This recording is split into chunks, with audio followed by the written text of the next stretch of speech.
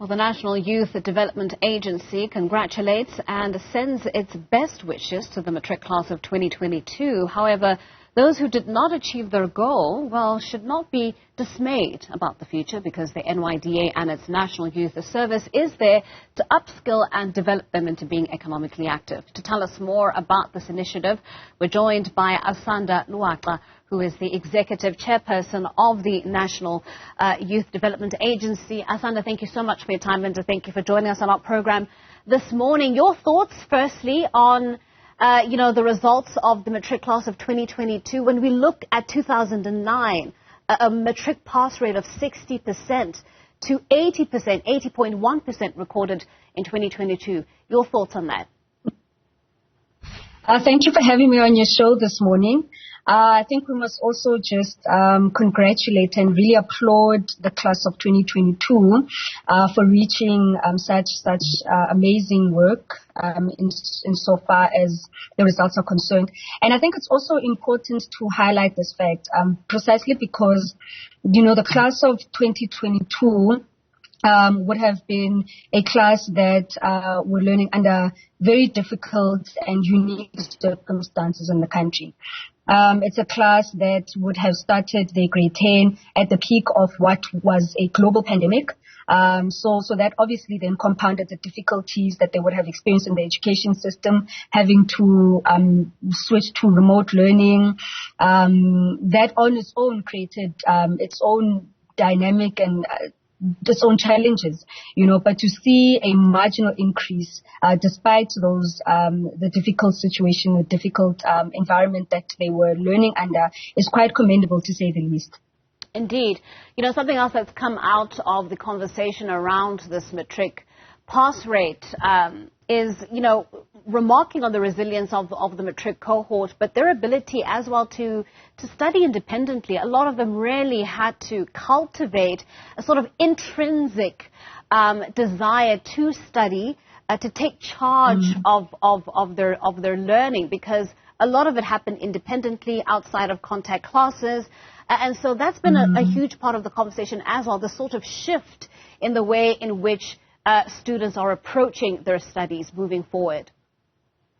Yeah, definitely. And then, as you correctly alluded, it just goes to the seriousness that young people take, their education and their future, but, just the level of resilience, as you correctly outlined.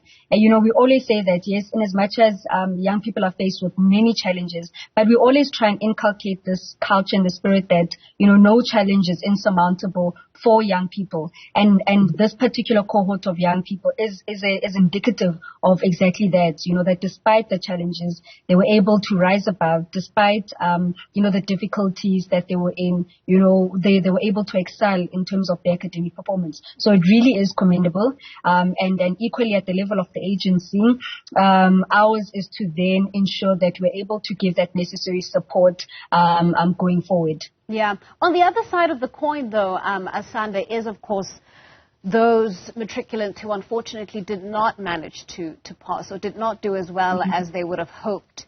And understandably, we've already outlined, the sort of external forces, challenges that they had to rise above. But we know that so many of them are also coming from schools that are so under-resourced. Infrastructure isn't there. And so, some obviously didn't make it. What's your message to those individuals? Yeah. So, with that, we want to really encourage those particular individuals who would not have made it, but also for them to get a sense of not all hope is lost. At the level of the agency, we are alive to that reality. And it also speaks to this cohort that, they would now fall under if they're not, furthering or looking into, second chance opportunities, going back to rewrite, is that there's a cohort of, young people that are not in education, they're not in employment or training, which is the NEET cohort. And there's over 30% of that is not, and that's the 30% that we're not speaking to, at the level that we should.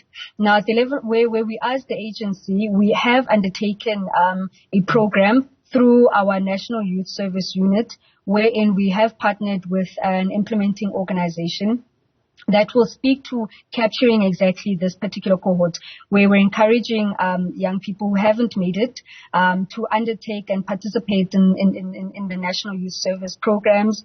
It's a what we phrase as a it's the largest youth service program across the African continent, where we're recruiting over 50,000 young people in a structured, paid service opportunities. Now, what this will enable young people to do is it will, one, capacitate them with the various skills that will then make them more employable. They would be able to use those necessary skills to open up enterprises and then ultimately be employment creators. But over and beyond that, what we want to also inculcate, particularly with communities, is, the spirit of volunteerism, the spirit of patriotism, and really taking ownership of, the infrastructure that is at our disposal. Yeah. So what this NYDA program would then entail is we'll recruit young people and we'll place them through our implementing organization, which is the Mvula Trust. It currently operates in about 4 provinces, but we are looking into expanding it to all 9 provinces. They currently have recruited over 3,000 young people, where they've been able to place them in schools and communities and capacitate them to resolve issues of food security. So you've got young people that will be plowing vegetable gardens. They'll be able to resolve issues of infrastructure challenges that exist in the basic education space through, your carpentry work and really refurbishing the dilapidated infrastructure. And so what we're doing is then supplementing and assisting the work that, the Department of Basic Education is currently doing, but with an emphasis of going to your rural schools, to your rural and township areas, and really giving a helping hand where those schools are experiencing those various challenges while still capacitating young people. Yeah, and that's so important, because I think, making sure that the youth understand that there are other options, that there are various avenues to take. And it's not always going to be this linear sort of approach that we have when it comes to schooling in this country, that you have to go through your matric, you have to pass your matric, you have to go to university, and this is the only path to success, that there are, in fact, other differing paths to success. And I raise that as well, Asanda, because, compounding the problem of, the inequality, the disparities that we see across our public schooling system. The other problem that we have is that universities don't have capacity to take on many of our matriculants anyways. We've got institutions of higher learning who receive tens of thousands of applications every year and can only accept a fraction of those. And so even for those matriculants who passed, who achieved a bachelor's pass at that, they still are struggling to make it through this very, very teeny tiny hole that we as society have said is the only path to success. What's your message to those individuals? Yeah. So I think one, just even how we benchmark success there needs to be a paradigm shift.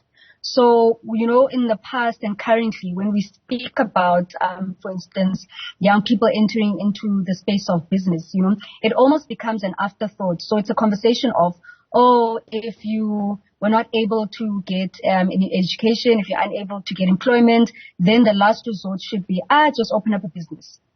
So that on its own should be a shift, because, we currently are in a situation where, the economy is not performing as well as it should. We need to be able to assist and encourage more young people to be employment creators as opposed to looking for employment themselves. That's on the one part.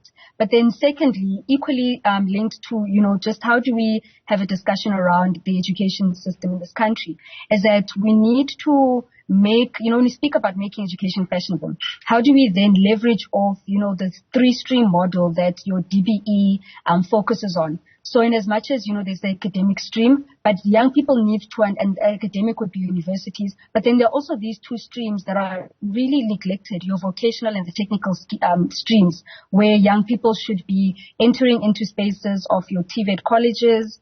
That should also be a priority, and it should not be a secondary or second thought of, because they didn't make it into universities, then what else is there? Oh, it's a TVET college. We need young people to enter into spaces of TVET so that we're also able then to speak to the NDP targets that we've set out, where we need to build a capable and developmental state, where young people need to form part and parcel of that particular discussion. And the space of TVET colleges is one that should be profiled as an option, rather than it being a secondary because they would not have made it to universities. So those are just, the discussions that we are currently having with our community outreach programs, so that we're able to have young people understanding that, TVETs are a priority. TVETs are a space that could really harness, the technical aspect of training and skills development that currently would not necessarily be provided for through your academic stream, which would be your university. Well, Asanda, thank you so much for your time and for coming on to today's program. That was Asanda Luwaca, who is the Executive Chairperson of the National Youth Development Agency. Up